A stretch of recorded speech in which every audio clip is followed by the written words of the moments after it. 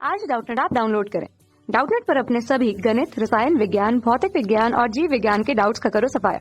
बस प्रश्न की फोटो खींचो, एक ही प्रश्न को क्रॉप करो और तुरंत वीडियो सोल्यूशन पाओ। अभी डाउनलोड करें। देखिए, क्वेश्चन हमारे पास है कि वैद्युत क्षेत्र ई तथा चुंबकीय क्षेत्र बी किसी क्षेत्र में उपस्थित हैं और ये दोनों क्षेत्र एक दूसरे के लंबवत नहीं हैं, तब वैद्युत चुंबकीय तरंग क्या क्षेत्र से नहीं गुजरेगी, क्या वो क्षेत्र से गुजर जाएगी, क्षेत्र से गुजर सकती है या कुछ भी नहीं कहा जा सकता। चार ऑप्शन यहाँ पर दिए हुए हैं। अब देखिए, वैद्युत क्षेत्र ई है और चुंबकीय क्षेत्र बी है। कोई एक क्षेत्र है, विशेष क्षेत्र, जहां पर वो उपस्थित हैं लेकिन एक दूसरे के लंबवत नहीं है। हमने इसे बताने की कोशिश करी तो कोई क्षेत्र लिया तो हमने ये कहा कि ये वैद्युत क्षेत्र को प्रदर्शित करेगा। तो वैद्युत क्षेत्र जो होता है वो किस प्रकार से होगा। अब देखिए, यहाँ पर एक धनात्मक सिरा होगा, एक ऋणात्मक सिरा होगा, दो इलेक्ट्रोड्स हो सकते हैं, हम ये मान के चलते हैं। ठीक है, तो ये रह गया। और इसके अलावा हम देख रहे हैं तो चुंबकीय क्षेत्र जो कि इसके लंबवत नहीं है, ये कहा जा रहा है लंबवत नहीं है, तो मान लीजिए वो कुछ इस तरह से होगा। ठीक, तो इस तरह से अगर हमने दर्शा दिया और दोनों के बीच जो कोण है वो लंबवत नहीं है, 90 अंश नहीं है, ये कहा जा रहा है, तो बी सदिश के रूप में हमने प्रस्तुत कर रखा। मान लीजिए एस ध्रुव को प्रदर्शित करता है, ये सिरा एन ध्रुव को प्रदर्शित करता है।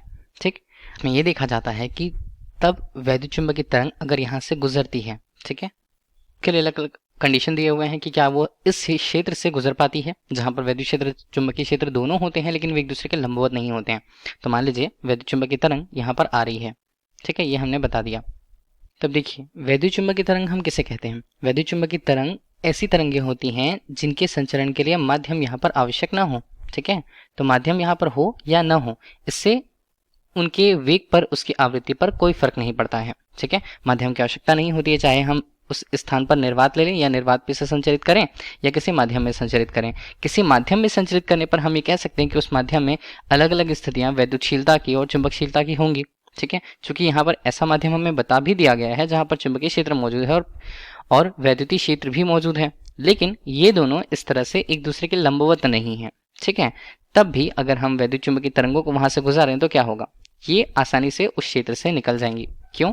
क्योंकि देखिए, इनमें क्रमशः वैद्युत क्षेत्र तथा चुंबकीय क्षेत्र के सदिश मौजूद होते हैं। ठीक है, और ये निर्वात में और बिना किसी माध्यम के भी संचरित हो सकती हैं, तो ये यहाँ से विक्षेपित तो होंगी, इस क्षेत्र से वे निकल जाएंगी बिना विक्षेपित हुए। ठीक, तो ये जो पूछा जा रहा था कि ऑप्शन पे कि क्या ये इस क्षेत्र से गुजरेंगी या क्षेत्र से नहीं गुजर पाएंगी या गुजर सकती हैं, तो चूंकि ये प्रकाश के वेग से गमन करती है, प्रकाश का वेग c से अगर हमने उसे व्यक्त किया तो वैद्युत चुंबकीय तरंग ये प्रकाश के वेग से गमन करती हैं और किसी भी क्षेत्र में, चूंकि ये ऊर्जा के छोटे छोटे बंडलों के रूप ही होते हैं, ये क्षेत्र से गुजर सकते हैं।